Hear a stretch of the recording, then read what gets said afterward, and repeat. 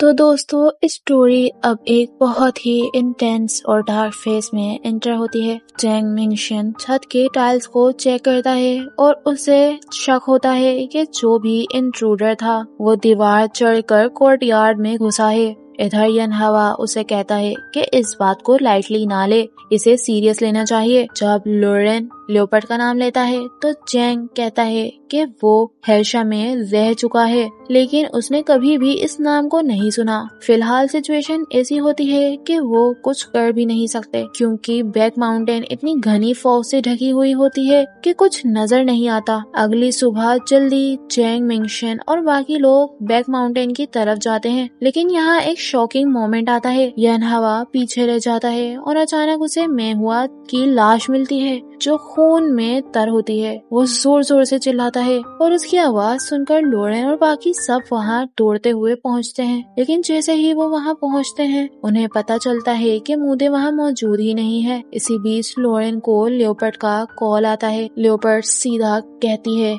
कि मूदे अब उसके पास है और वो यहाँ तक बताती है कि वो लोरेन के घर भी जा चुकी है। उसे सब पता है, उस बार के बारे में भी जो सामने है और ये भी कि लोरेन के दोस्त अंदर हैं। कॉल के एंड पर लियोपर्ड बस इतना कहती है, वापस आ जाओ। ये सुनकर लोरेन घबरा जाता है और फौरन कहता है कि अभी लेक्शी वापस जाएगा। चैंग मिंगशन उन्हें रोकता है, बल्कि कहता है कि वो लोग पहले चले जाएं। वो मास्टर की फ्यूनरल अरेंज करके बाद में ज्वाइन करेगा। लोरेन फौरन चिंगमो को कॉल करता है और उसे कहता है कि वो बार की सिक्योरिटी संभाले। फिर वो फेंगहो को कॉल करता है और उसे ऑर्डर देता है कि लियोपर्ड के बारे में हर छोटी से छोटी डिटेल निकाले, चाहे जो भी करना पड़े। फिर लोरेन 13,000 और यान होंगशा को पूरी सिचुएशन समझाता है। प्लान ये होता है कि चिंगमो बार को गार्ड करेगा और लोरेन खुद अपने घर की हिफाजत करेगा क्योंकि हर्ट स्लीप भी वही है। सफर के दौरान चैंग मिंगशन एक और शॉकिंग बात बताता है। वो कहता है कि उनके मास्टर की डेथ नेचुरल थी और जो जख्म उसके जिस्म पर हैं वो बाद में दिए गए थे। रात के वक्त मूदे वापस सेक्ट में आती है, लेकिन वहाँ सब कुछ सुनसान और अंधेरा होता है। वो फौरन लोरेन को कॉल करती है, लेकिन कॉल के दौरान उसे कदम की आहट सुनाई देती है। अब सिचुएशन बहुत डेंजरस हो जाती है, छुपने की कोई जगह नहीं होती। तो लोरेन उसे कहता है कि कॉल कट ना करे और पहला अटैक खुद करे और पूरी ताकत से करे। लेकिन यहाँ रियलिटी ये है कि लियोपर्ड बहुत ज्यादा पावरफुल है और मूदे उसका मुकाबला नहीं कर सकती। लियोपर्ड लोरेन को बताती है कि उस वक्त जब वो बैक माउंटेन में थी तो फॉग की वजह से वो मूदे को ढूंढ नहीं पाई, लेकिन जब लोरेन ने सबको इवैक्यूएट किया तो उसे एक मौका मिल गया। ये सुनकर लोरेन का गुस्सा फट पड़ता है और वो फ्रस्ट्रेशन और गिल्ट में एक कैबिनेट पर जोर से मुक्का मार देता है।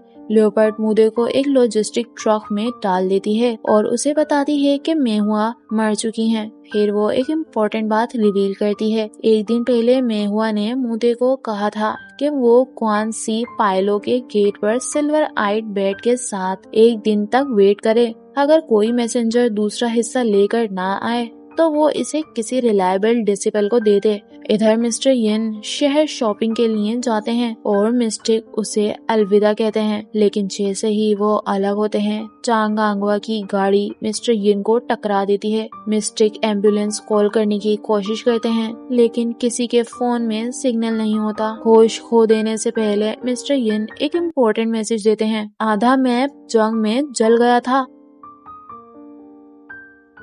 और आधी की फैमिली गेनियोलॉजी में छुपी हुई है। बाद में जब मिस्टिक घर पर सफाई कर रहा होता है तो उसे एक बॉक्स मिलता है जिसमें यिन फैमिली की जीनियोलॉजी होती है। उधर वान फेंगहो लोरेन को कॉल करता है और बताता है कि लियोपर्ड का एंसेस्ट्रल होम शेचेंग टाउन में है। इस बीच मूदे लियोपर्ड से पूछती है कि उसकी मास्टर कैसे मरी। लियोपर्ड बताती है कि उसने उस रात मेहुआ से फाइट की थी, लेकिन मास्टर की स्किल इतनी गहरी थी कि वो उनका मुकाबला नहीं कर सकी। लेकिन अपनी आखिरी टेक्निक यूज करते वक्त मेहुआ की ताकत खत्म हो गई और वो बुढ़ापे की वजह से गुजर गईं। लेकिन अपनी नफरत की वजह से लियोपर्ड ने उनकी लाश पर 9 बार हमला किया। फिर वो लोरेन के बारे में कहती है कि उसने उसकी एक आंख छीन ली थी और अब वो उसे मारेगी नहीं बल्कि उसके दांत और पंजे निकाल कर उसे अपने पेट डॉग बनाकर रखेगी। ये सब सुनकर मूदे टूट जाती है। वो अपनी सेक्ट की तरफ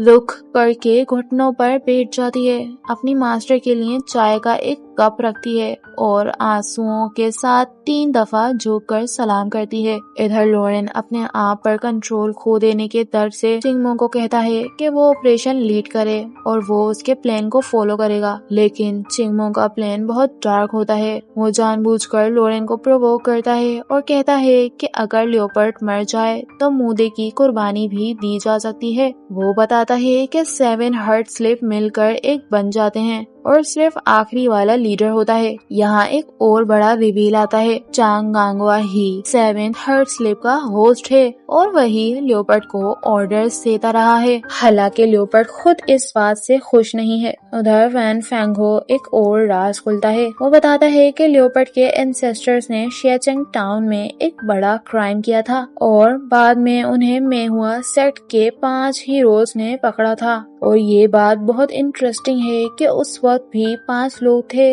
बिल्कुल वैसे ही जैसे साओ फैमिली टॉम के नीलिंग क्ले फिगर्स। ये सुनकर लॉरेन एक इम्पोर्टेंट कंक्लूजन निकालता है कि जो कुछ वो लोग आज कर रहे हैं, यानी हर्ट स्लीप का पीछा, ये सब 100 साल पहले भी किसी ने किया था। आखिर में लियोपर्ड लॉरेन को एक डील देती है। वो कहती है कि वो उससे अकेला मिलना चाहती है और अपनी बात प्रूव करने के लिए वो वीडियो कॉल पर सराउंडिंग एरिया भी दिखाती है। और यहाँ सबसे ज्यादा टेरिफाइंग बात ये है, लियोपर्ड प्लान कर रही होती है कि वो मूदे को जिंदा दफन कर देगी और एक तरफ पर बैठी हुई साओ फांग फांग यानी कि यनहावा की चिकन ये सब कुछ अपनी आंखों से देख रही होती है। और इसी पॉइंट पर ये पार्ट खत्म होता है। एंड गाइस, अगर आपको इसकी नेक्स्ट पार्ट जल्दी से देखना है, वीडियो को लाइक कर देना और चैनल को सब्सक्राइब कर देना। मैं मिलूंगी इसके न्यू पार्ट में।